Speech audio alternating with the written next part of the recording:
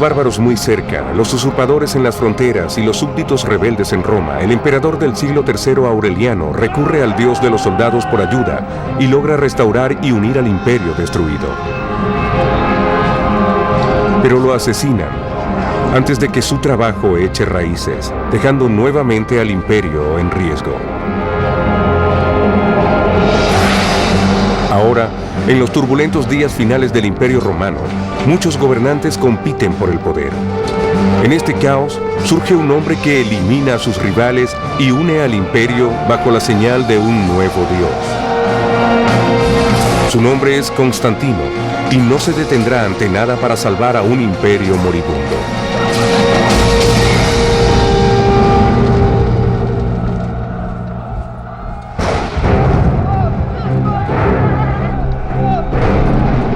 La Roma del siglo III está arruinada por conflictos internos e invasiones bárbaras. Pero para el 295 después de Cristo, surge un poderoso emperador como el salvador del imperio. Su nombre es Diocleciano. Lo que Diocleciano decide hacer es dirigirse a un grupo de involucrados y a los desafíos que enfrenta el imperio en el siglo III. Un elemento que Diocleciano introduce es la redefinición de la defensa de las fronteras. El emperador Diocleciano forma un ejército imperial móvil, siempre listo para enviar refuerzos a la vulnerable frontera. Constantino es uno de sus soldados más capaces. Solo tiene 17 años.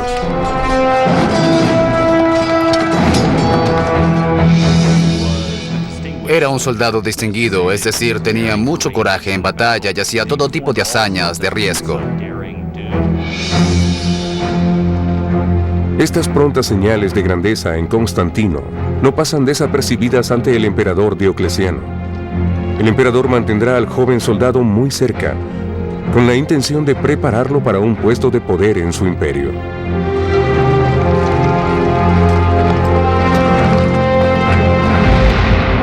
Otra importante reforma de Diocleciano es dividir al imperio entre 4 coemperadores, cada uno en Illyricum e Italia. Mientras el padre de Constantino gobierna desde Galia, Diocleciano gobierna desde Nicomedia en Asia Menor.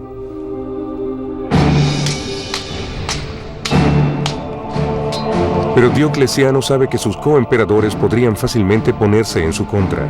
Para evitarlo, mantiene a sus hijos y a Constantino en su corte, donde son entrenados como soldados bajo su cuidado.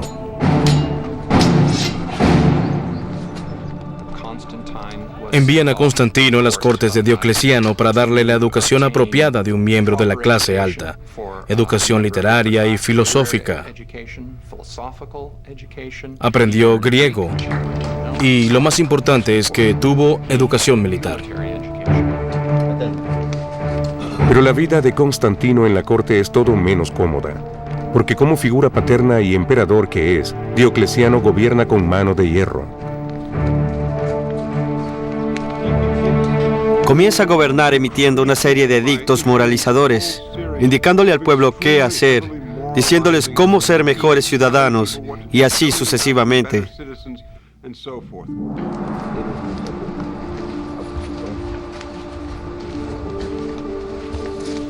Diocleciano insiste en que todos, incluso Constantino, hagan sacrificios regularmente.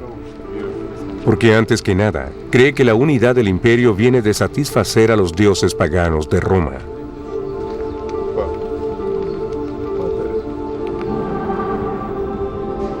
Pero otra religión está reuniendo a muchos conversos, poniendo en riesgo los planes de Diocleciano. Sus seguidores adoran al Hijo del nuevo Dios, Jesucristo. La iglesia no solo había crecido en creyentes, sino también en riquezas. Había logrado controlar grandes edificaciones. De muchas formas era una institución próspera en el Imperio Romano. Una institución que Diocleciano considera una amenaza para Roma. Estaba demasiado preocupado por la salud del Estado. La salud de la misma Roma estaba atada a la religión romana. Y los cristianos eran una amenaza. Los cristianos, que habían sido tolerados por casi 40 años, eran un gran porcentaje de la población de las grandes ciudades. Es evidente que había cristianos en el ejército y en la corte imperial.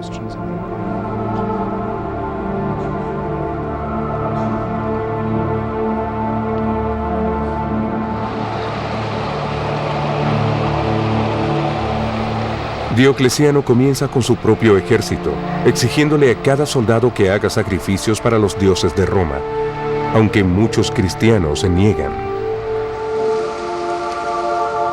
Diocleciano creía que cualquier cosa que interfiriera con la adoración a los dioses protectores de Roma era una verdadera amenaza para el Estado y podía destruirlo desde adentro.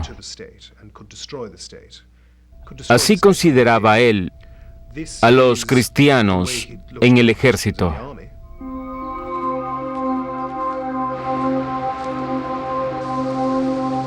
La muerte es el castigo por negarse a cumplir el edicto del emperador, brutal práctica que Constantino, como soldado del ejército de Diocleciano, es obligado a presenciar. Constantino se preocupa por el miedo y el desacuerdo por las reformas de Diocleciano. Un desacuerdo que pronto se extenderá más allá del ejército.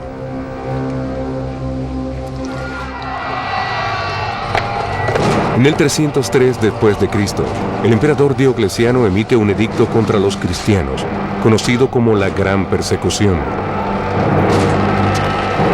Cuando se emite el edicto de persecución, se desencadena lo que es virtualmente una cultura de crueldad administrativa. Cuando los oficiales romanos que hacían cumplir el edicto se enfrentaban a la resistencia, debían llevar a los acusados a la corte y torturarlos para encontrar evidencia y tratar de obligarlos a dejar oficial y públicamente el cristianismo. La Gran Persecución marca el comienzo de lo que los cristianos llaman la era de los mártires. Cualquier cristiano que proclame su fe en público será condenado a muerte. De diversas maneras, la persecución de Diocleciano dejó a las persecuciones anteriores muy atrás. Quizás sea lo más cercano a la destrucción del sistema que un emperador romano llegó. Probablemente es por ello que se dice que tantos mártires conmemorados por la Iglesia cristiana sufrieron en el reino de Diocleciano. A pesar de sus reservas sobre la persecución, Constantino tiene que seguir en buenos términos con el hombre que quizás determinará su futuro. Pero cuando Diocleciano se enferma repentinamente y se ve obligado a retirarse, Constantino se sorprende al saber que está fuera de los planes de sucesión. Parece que Diocleciano entendió que Constantino representaba una amenaza. Constantino había acampado con él y había hecho un buen trabajo durante esas campañas. Nos dicen que después Diocleciano hizo prisionero a Constantino para evitar que fuera a la corte de su padre y estableciera relaciones con su ejército. Pero ahora, sin razones para continuar en el este, Constantino decide tomar las riendas de su destino y escapa del control de Diocleciano. Constantino viaja desde Nicomedia hasta Boulogne, Galia, para encontrarse con su padre que ahora gobierna España, Galia y Bretaña. Ahora, el padre de Constantino, el emperador Constancio, está viejo, enfermo y preocupado por la extendida ausencia de un hijo al que añora. Pero en el 305 después de Cristo, Constantino se reúne con su padre, un hombre cuya naturaleza es más parecida a la suya que la de Diocleciano. Constancio, según podemos ver en el occidente, era mucho más relajado en su visión de gobierno y sabía que era posible ignorar algunas cosas que Diocleciano le había dicho que hiciera.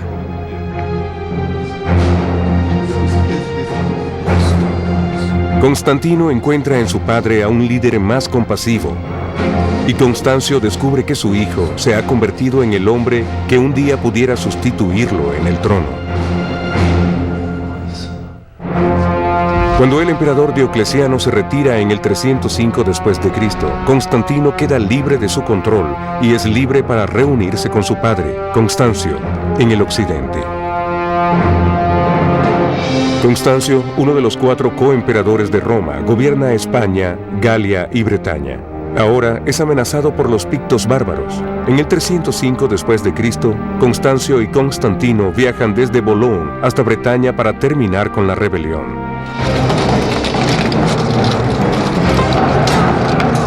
Los pictos son una tribu feroz en lo que hoy es Escocia y han plagado la Bretaña romana. En batalla, estos bárbaros sedientos de sangre son una seria amenaza para Constantino y su padre. En el siglo IV, estos vecinos bárbaros están mejor organizados que sus generaciones anteriores. Los ejércitos romanos se enfrentaron a campañas mucho más difíciles en Europa de las que habían tenido. Para empeorar las cosas, la salud del emperador Constancio se deteriora.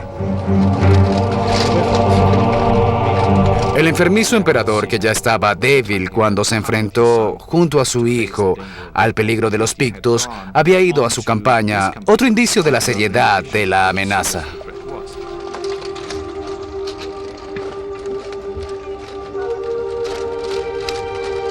Con la salud de Constancio en juego, le toca a Constantino dirigir las tropas de su padre y asegurar su lealtad en batalla. Cuando Constantino se reunió con su padre en el occidente, Constancio se aseguró de que comenzara a asumir su puesto en los rangos de mando más altos, de que se uniera al ejército en campaña, de que los soldados lo conocieran y de que tuviera un lugar en el gobierno del Imperio Occidental. Esa siempre había sido la intención de Constancio para él.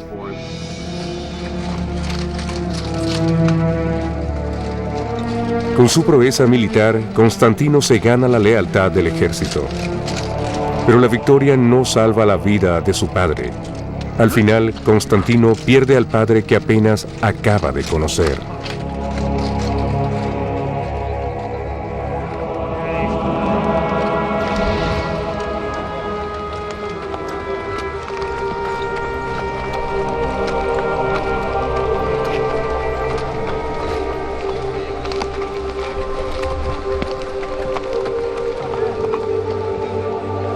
Cuando su padre murió, el ejército pensó en Constantino e inmediatamente lo proclamó emperador.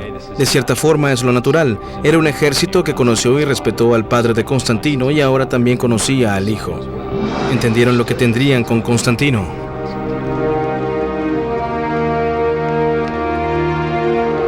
En un imperio en el que la muerte de un gobernante frecuentemente conduce a golpes violentos y jugadas ambiciosas por el poder, la sucesión de Constantino es fácil y pacífica.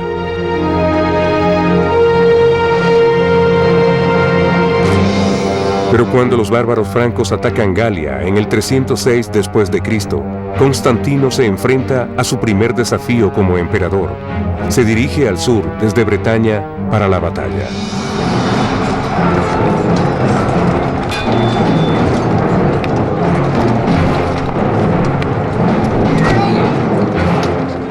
Los francos entendieron claramente que la muerte de Constancio era una oportunidad para aprovecharse de Constantino, aunque demostrara una gran capacidad como comandante y venciera la incursión inicial.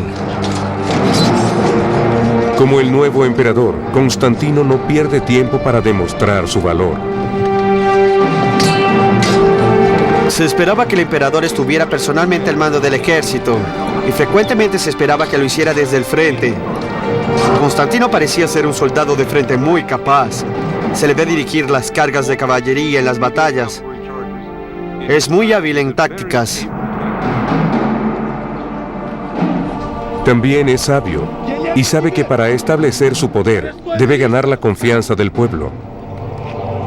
Los líderes franco capturados le dan la oportunidad perfecta para lograrlo.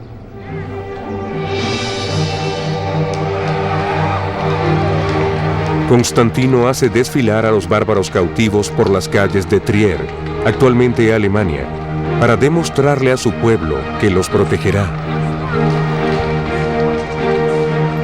Constantino sabe que el primer objetivo de cualquier emperador, si quiere ganar y mantener el poder, es luchar contra los bárbaros. Así lo hace a lo grande.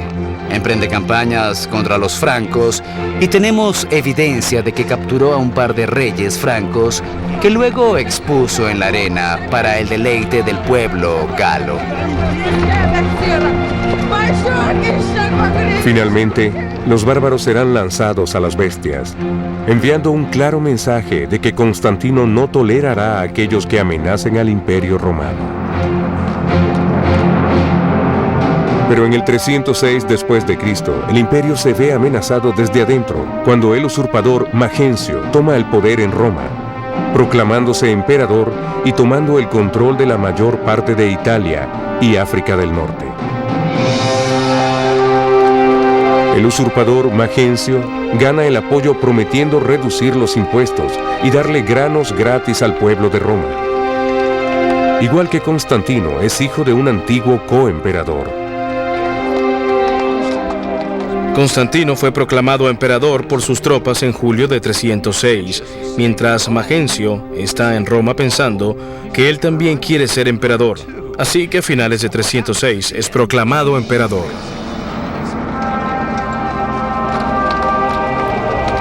Pero a diferencia de la proclama del trono de Constantino, la de Magencio es ilegítima. Magencio derrota, hace prisioneros y con el tiempo se dice que asesina al legítimo coemperador de Italia. Pronto, el pueblo de Roma sabrá que sus promesas no son más que mentiras.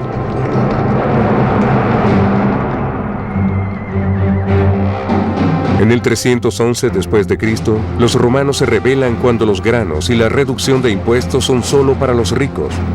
Los ciudadanos comunes tienen que robar para sobrevivir. Magencio no es un líder popular. Era un líder despiadado. Terminaba los levantamientos sangrientamente. Había rumores de que seducía a las hijas de los senadores. Había problemas con el suministro de granos. Le ponía impuestos al pueblo que nunca había tenido que pagarlos. Los alzamientos desesperados de las oprimidas masas romanas le ofrecen una oportunidad inesperada a Constantino.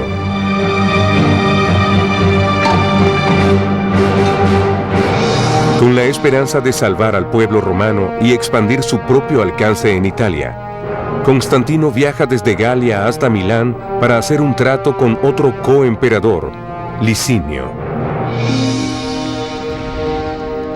Es un trato para consolidar el poder.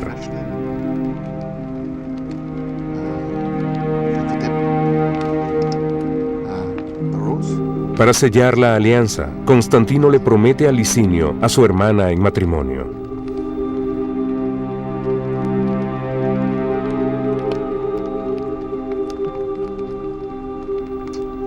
Constantino juega con todos los juegos del libro. Era extremadamente ambicioso y no había ruta hacia el poder que dejara abierta. En sus primeros años estaba dispuesto a hacer cualquier manipulación para tratar de seguir subiendo posiciones. Juntos, Licinio y Constantino engañan a sus coemperadores del este para que crean que sus intenciones son solo derrocar a Magencio. Constantino busca aprovecharse de la situación y comienza a llamar a Magencio emperador ilegítimo y usurpador. Constantino y sus partidarios justifican la invasión contra Magencio como la necesaria supresión de un tirano de Roma.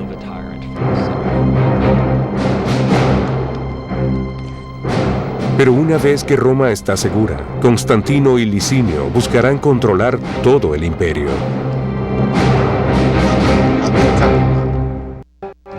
En el 306 después de Cristo, cuando el usurpador Magencio toma el poder en Roma, Constantino se alía con su igualmente ambicioso coemperador Licinio para destruir a Magencio y dividirse el imperio entre ellos. Mientras Licinio está ocupado defendiendo la frontera norte del imperio de los invasores bárbaros, Constantino marcha hacia Roma, asediando a la ciudad imperial donde se esconde Magencio.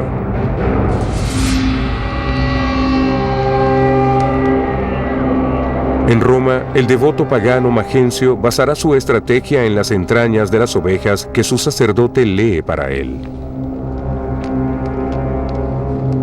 Cuando llegó el momento de pelear en batalla, a Magencio le interesaba tener cierto tipo de protección divina y cumplió con los procedimientos que cualquier buen emperador romano habría seguido para buscar protección.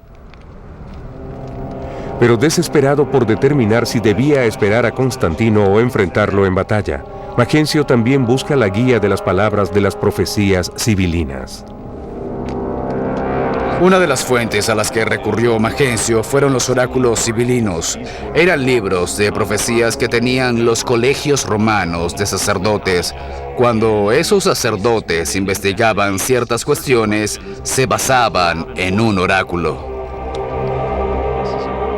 Con este oráculo le dicen que un enemigo de Roma morirá hoy. Así que Magencio cambia su plan y decide no esperar a Constantino, sino ir a enfrentarlo en batalla. Asumiendo que Constantino es el enemigo de Roma al que se refiere el oráculo, Magencio prepara a su ejército para la guerra.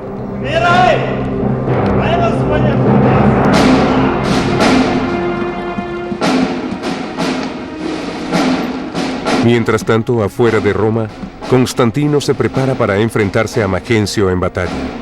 Sabe que sus tropas no serán numerosas y se preocupa. Constantino comienza a preocuparse por el alcance de sus fuerzas y se dice que le pidió a algún dios que lo ayudara y recibió una visión como respuesta. Constantino la interpreta como una visión cristiana. El historiador del siglo IV, Eusebio de Cesarea, relata lo que debió haber ocurrido, según se lo contara el mismo Constantino. En la tarde, cuando el día comenzaba a caer, vio ante él en el cielo la señal de una cruz de luz. Dijo que estaba arriba del sol y tenía inscrito: "Conquista por esto". Dijo haber visto un símbolo que parecía una cruz con un tipo de P en la parte de arriba, pero son las letras Chi-Rho que habrían formado las dos primeras letras del nombre de Cristo en griego. Algunas fuentes dicen que también escuchó una voz que le decía que conquistaría por esa señal.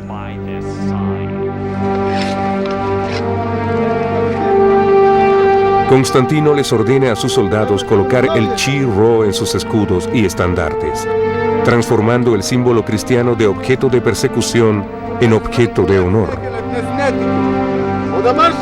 Constantino asumió como su fuerza divina, como su poder de victoria a un nuevo dios o un dios que había sido rechazado. Al tomar al dios cristiano, el dios que había sido blanco de persecuciones por otros emperadores, Constantino hacía algo completamente revolucionario. Con su conversión, Constantino convierte su inminente batalla con el pagano Magencio en una prueba de religiones. Constantino se enfrenta a Magencio en el puente Milvian, que, luego de pasar el río Tíber, es el único obstáculo entre Constantino y una ruta abierta a Roma.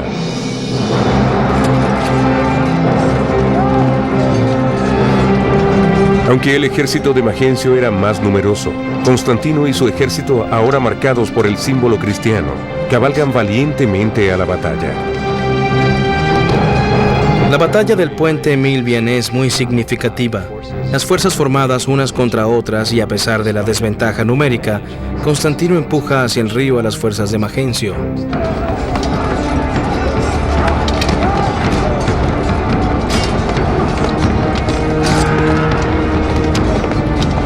Es en los bancos del río Tíber que se sella el destino de Magencio. Constantino obliga a Magencio a batallar de espaldas al Tíber. Era una terrible posición y mientras la fuerza de Constantino presiona, el ejército de Magencio cae. Sin más opciones, el usurpador Magencio huye con su ejército, tratando de cruzar a nado el río Tíber hasta Roma. Pero Magencio, con su gran armadura que lo hacía más pesado, no sobrevive al nado. Días después, sacan del Tíber su cuerpo hinchado y deformado, la prueba final de que el régimen del usurpador había caído. Constantino gana una importante victoria en el puente Milvian que elimina la oposición de Magencio y, mucho más importante, le da el control de toda la mitad del imperio, incluyendo la rica provincia de Italia. El destino de Magencio es un poderoso recordatorio de la fuerza de Constantino y lo que le ocurre a quien se atreve a oponerlo. Constantino se esforzó en sacar el cuerpo de Magencio del río para exhibir su cabeza en Roma y luego enviarla a África del Norte para demostrar que el emperador estaba muerto y que Constantino había tomado el poder. Su victoria ante Magencio también le demuestra a Constantino que el dios cristiano es más poderoso que los dioses paganos de su enemigo.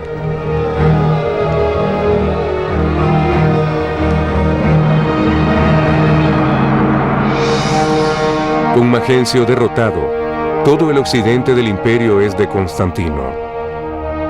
Como acordaron, le deja el este a Licinio.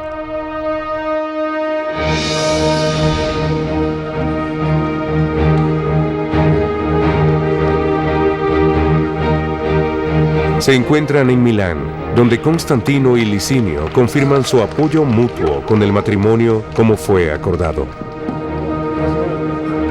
Constantino decide unirse a Licinio y unir a Licinio a su causa. Toma a una de sus media hermanas, Constancia, y la casa con Licinio, quien reconoce que es la forma natural de aliarse. Para comenzar, el matrimonio marca realmente el punto en el que ambos están de acuerdo en sus políticas. Una de las políticas refleja la reciente adopción del cristianismo por parte de Constantino. Ambos emperadores consultaron cómo se dividirían el poder, y uno de los elementos de esta decisión era extender la tolerancia del cristianismo en todo el imperio. Licinio no era cristiano, pero acordó con Constantino detener la persecución en el imperio. Por ahora, esos acuerdos se dan fácilmente, pero una alianza nacida de la ambición es frágil. Constantino tiene que reconocer que su único coemperador es también su gran rival. Después de aliarse con el emperador Licinio, Constantino derrota a su usurpador Magencio en Italia. Ahora, convencido de que el dios cristiano le dio la victoria, Constantino está decidido a demostrar su agradecimiento.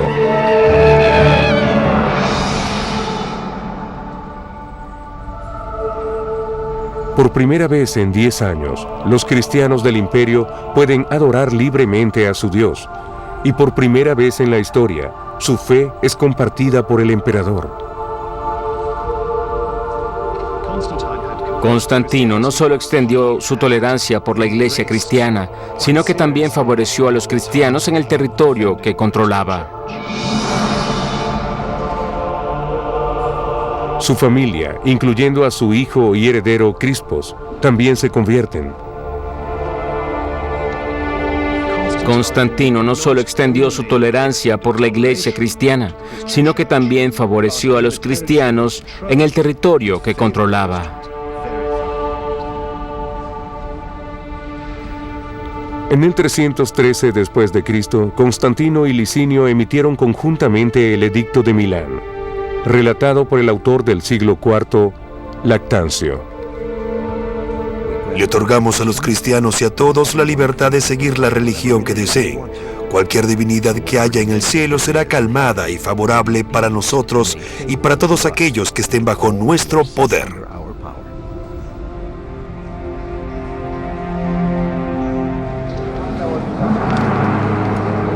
Pero en los siguientes años, la relación de Constantino y Licinio se deteriora. Mientras Licinio batalla su camino hacia el dominio en el este, su sed de poder crece. Licinio se marcha y maneja el este básicamente como bien le place, pero Constantino no confía en él. Hay crecientes tensiones entre ambos. Después de 9 años de gobierno compartido, ambos emperadores codician el control de todo el imperio. Una rivalidad que pronto llevará a Roma a la guerra civil.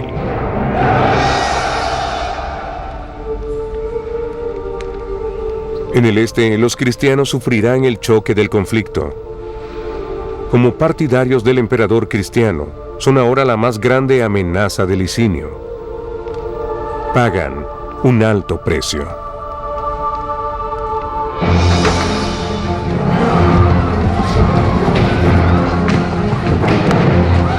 Finalmente, una de las respuestas fue la renovación de la persecución, y la razón, por supuesto, era muy simple. Constantino era el conocido defensor de los cristianos, y los súbditos cristianos de Licinio podrán formar la quinta columna y ser los enemigos de Licinio en su propio territorio, así que decide perseguirlos. Se queman las iglesias y los libros sagrados, al igual que la vieja alianza entre Licinio y Constantino. Para Constantino, ahora un gobernante en su edad madura, la persecución de los cristianos es la excusa que necesita para atacar a Licinio. Rápidamente, ordena a sus tropas marchar hacia su rival del este.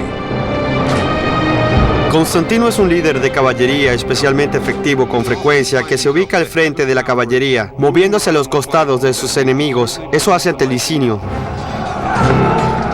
Al lado de Constantino está su capaz hijo y heredero Crispos, quien demuestra su valor en batalla. Juntos, llevan a Licinio hacia el este.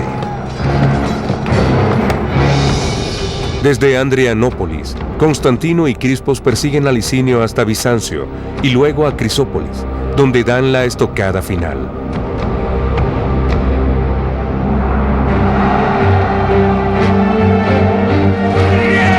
Allí, en el 324 después de Cristo, con todo el imperio en riesgo, Constantino y Crispos se enfrentan a Licinio.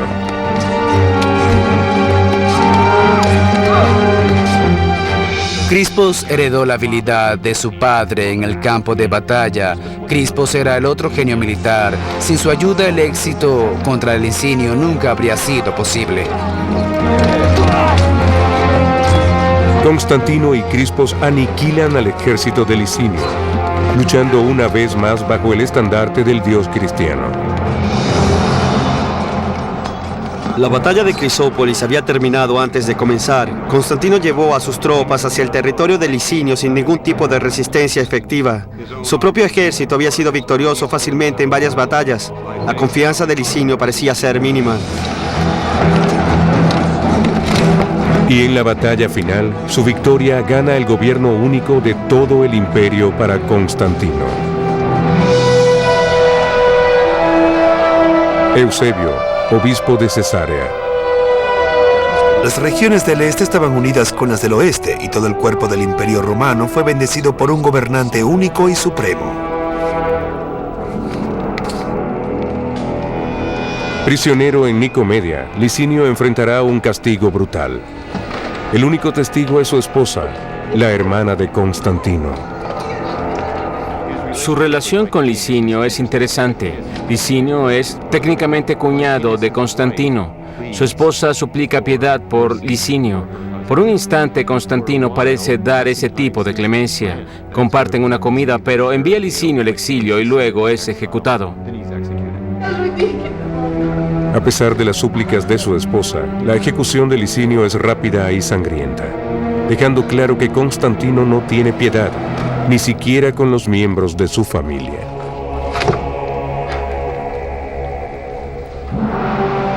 Eliminado Licinio, Constantino ahora gobierna todo el imperio unificado y trata de convertir a su leal hijo, Crispos, en emperador del occidente.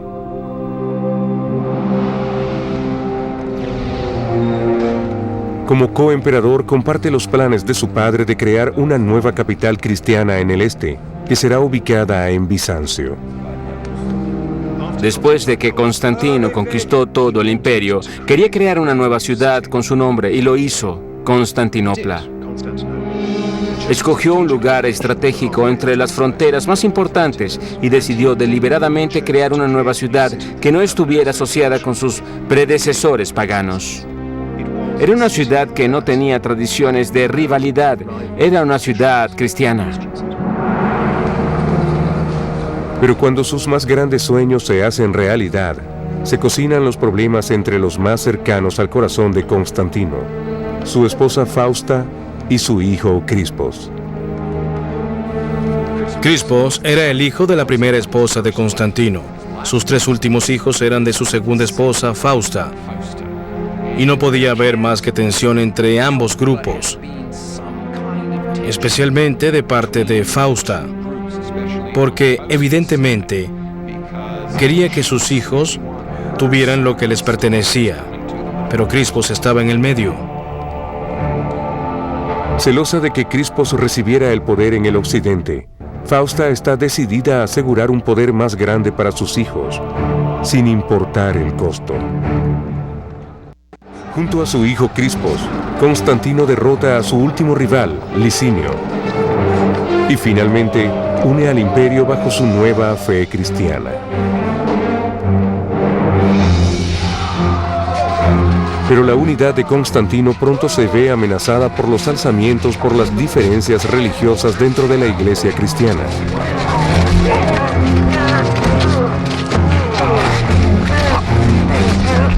La situación que se ve entre los cristianos del este del imperio es de gran alboroto. Hay controversia por la naturaleza de Cristo que se une a la cuestión de quién tiene la autoridad en la iglesia del este.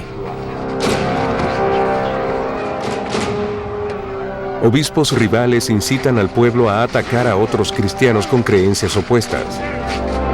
Una violencia que no se veía desde la persecución hace 20 años.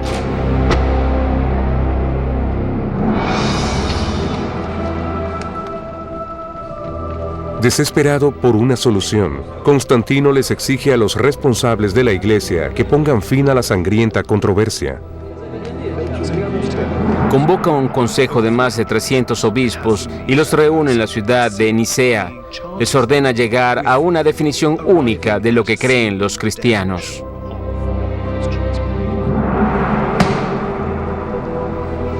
El resultado es el Credo Niceno, una declaración de fe que ha sobrevivido 1600 años y aún se recita en las iglesias cristianas del mundo.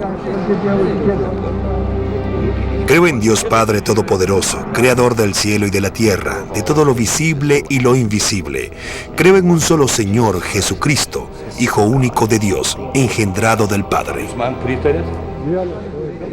Pero es una definición de la creencia cristiana con la que no todos están de acuerdo.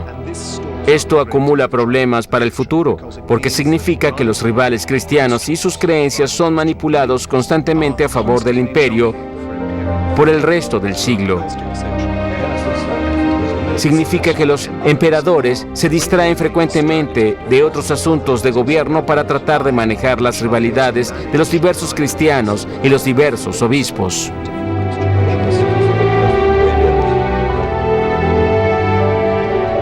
Quizás esta sea la distracción que ciega a Constantino de una rivalidad mucho más cercana a su corazón. En el 326 después de Cristo, la esposa de Constantino, Fausta, ataca la integridad de Crispos. Crispos era el hijo mayor de Constantino, de su primer matrimonio. No tenía la misma madre que sus medio hermanos.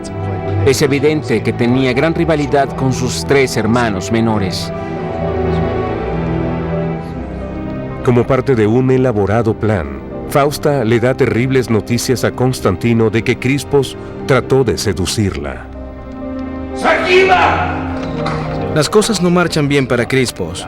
Fausta está ansiosa por sacar a Crispos del camino para que sus hijos puedan suceder sin la amenaza de Crispos. Constantino, sin poder ver que era su esposa y no su hijo quien lo traicionó, ordena que preparen a Crispos para ser ejecutado.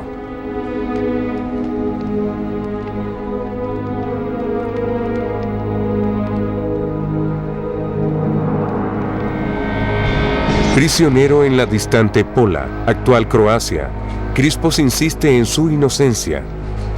Aunque le grita a oídos sordos, tiene un abogado en la corte de Constantino. Su madre Helena aconsejó a Constantino de que quizás Fausta había maquinado todo y fingió ser violada o engañada por Crispos para que ella pudiera promover los intereses de sus propios hijos. Constantino había actuado apresuradamente y estaba consciente de ello.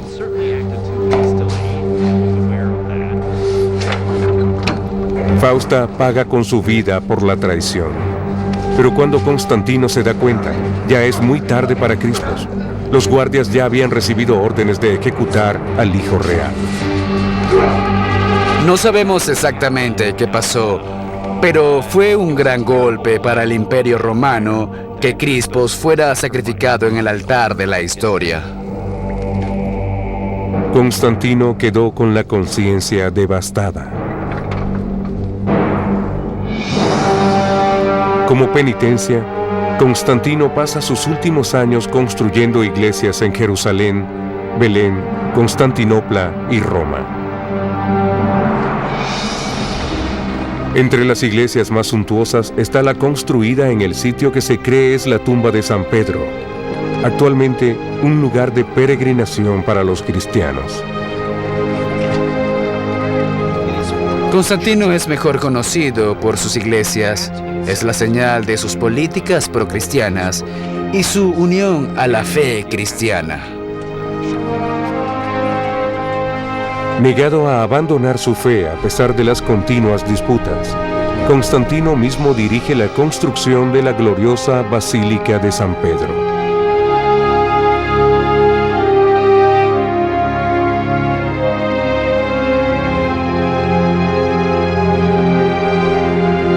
Es una exposición extraordinaria de arquitectura de una forma que no existía en el Imperio Romano. La variedad de planos podía explicarse por la variedad de arquitectos que involucró en esto y por sus propias ideas. Estuvo involucrado en casi todos los proyectos. Era un hombre que tenía su propia idea de lo que estaba sucediendo. Constantino solo puede esperar que al final de su vida, esta devoción pueda borrar sus numerosos pecados.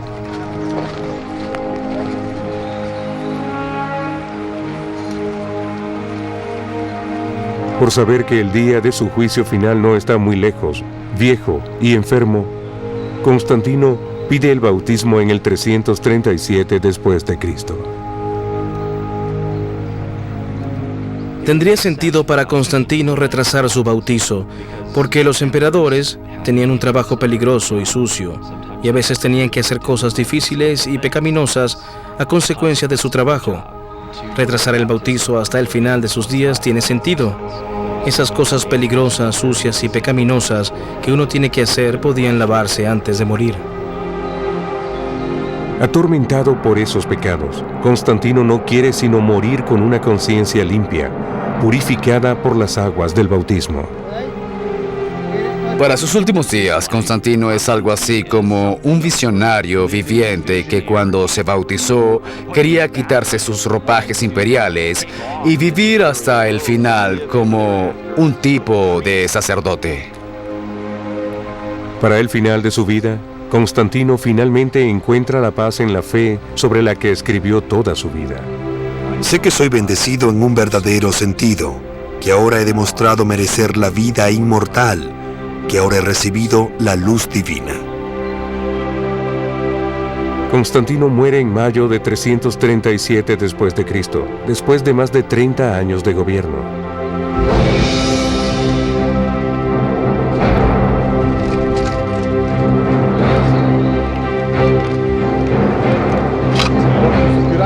Constantino fue tremendamente exitoso como emperador, como líder militar. Fue un hombre que forjó su camino al poder con cruda ambición y en cada momento utilizó esa ambición para salvar el día. Constantino luchó toda su vida para mantener al frágil imperio completo, unido bajo su nueva religión. Pero nada, ni siquiera la fe, podrá salvar a su imperio.